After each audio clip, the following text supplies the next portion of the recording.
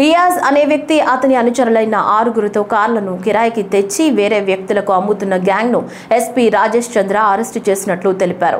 గత జూలై నెలలో వచ్చిన ఫిర్యాదు మేరకు లోతుగా దర్యాప్తు చేయడంతో పై విషయాలు బయటపడ్డట్లు వెల్లడించారు. 6గురు వ్యక్తులను అరెస్టు చేసినట్లు, పరారీలో ఉన్న మరో వ్యక్తి కోసం గాలిస్తున్నట్లు తెలిపారు. సో ఎవరైతే అమ్మిన వ్యక్తిని కాంటాక్ట్ చేస్తే అతను కాంటాక్ట్ లోకి రాడు.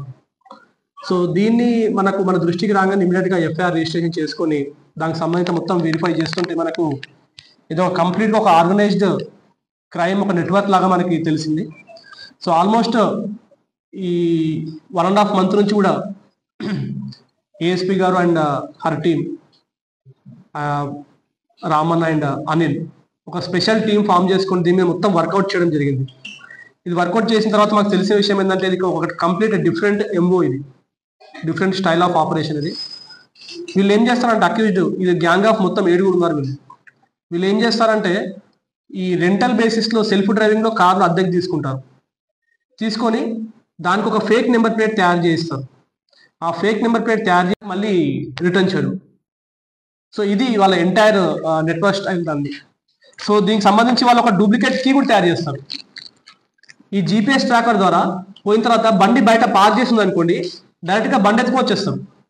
ఒకవేళ ఓనర్ అక్కడ ఉంటే ఓనర్తో గొడవ పడ్డము, లేకపోతే ఓనర్ని బెదిరించడము, ఇటువంటి చేసేసి ఆ బండిని తీసుకొని రావడం జరుగుతూ ఉంది. ఇదంతా కూడా వాళ్ళు ఒక 1-2 daysలోనే ఫినిష్ ఆఫ్ చేస్తున్నారు.